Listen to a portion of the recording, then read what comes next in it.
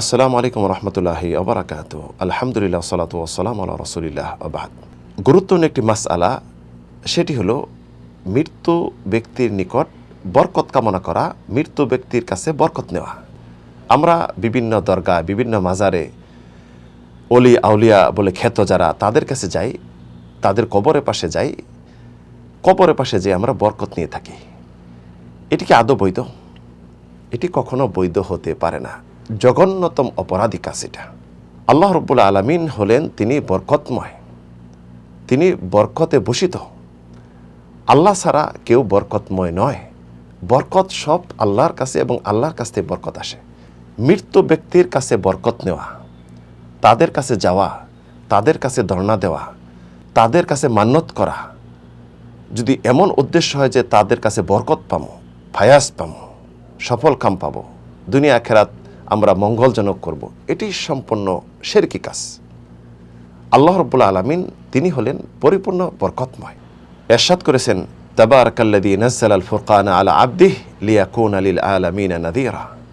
তিনি হলেন বরকতময়, বরকতে পরিপূর্ণ, যিনি কোরআন কারীম অবতীর্ণ করছেন তার বান্দার নিকট, অর্থাৎ প্রিয় নবী সাল্লাল্লাহু আলাইহি ওয়াসাল্লাম নিকট, যেন সারা বিশ্বের মানুষকে তিনি ভয় প্রদর্শন করতে পারেন, ভীতি প্রদর্শন করতে পারেন। অন্যত্র মহানবুল আলামিন ইরশাদ করেছেন, তাবারাকাল্লাযী বিয়াদিহিল মুলক। তিনি মহান সত্তা, বরকতময়, যার হাতে এই রাজত্ব, বাদশাহিত্ব, সব কিছু এই পৃথিবীর যিনি মালিক। তাই বরকতের মালিক হলেন মহান রব্বুল আলামিন। একজন মৃত্যু ব্যক্তির কাছে বরকত নেওয়া, ধর্ণা দেওয়া, এটি শরীয়তের জঘন্যতম অপরাধ। এবং কেউ যদি এটি মনে করলো তার কাছে বরকত পাওয়া যাবে, তার কাছে ধর্ণা দিলে দুনিয়া আখিরাত মঙ্গলজনক হবে, তাহলে সে মুশরিক হলো, শিরক করলো। কিছু কিছু মানুষের মাঝে আল্লাহ রাব্বুল আলামিন বরকত দেন কিভাবে? যদি আলেম হয়, বিজ্ঞ হয়, এবং তিনি যদি মানুষের উপকারী হয়, তাহলে সে বরকতময়। যেমন ঈসা আলাইহিস সালাম সম্পর্কে আল্লাহ রাব্বুল আলামিন বলেন, কুল ইন্নী আব্দুল্লাহ আতানিয়াল কিতাব। হে ঈসা, আপনি বলুন যে ইন্নী আব্দুল্লাহ, আমি আল্লাহর বান্দা। আতানিয়াল কিতাব, আমাকে আল্লাহ কিতাব দিয়েছেন, আসমানি গ্রন্থ দিয়েছেন। ওয়াজা আলানি নবিয়্যা, এবং আমাকে নবী বানিয়েছেন।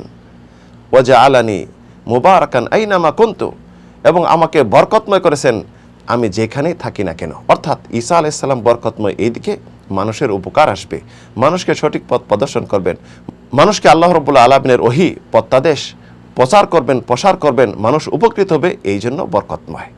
একজন মানুষ মৃত্যুবরণ করলো, চাই হোক সে নবী, রাসূল, অলি আউলিয়া, দরবেশ, পীর, বুজুর্গ, তার কাছে যে যদি কেউ ধর্ণা দেয় তার মাঝে বরকত আছে, এটি নেহায়েত অন্যায়। এবং কেউ যদি এটি মনে করে তার কাছে বরকত পাওয়া যাবে, দুনিয়া আখিরাত মঙ্গল হবে, সে কুফরি করলো, শিরকি করলো, তার ঠিকানা জাহান্নাম। আল্লাহ রাব্বুল আলামিন এই সমস্ত অপরাধ থেকে আমাদেরকে রক্ষা করুন। আমিন, আল্লাহুম্মা আমিন।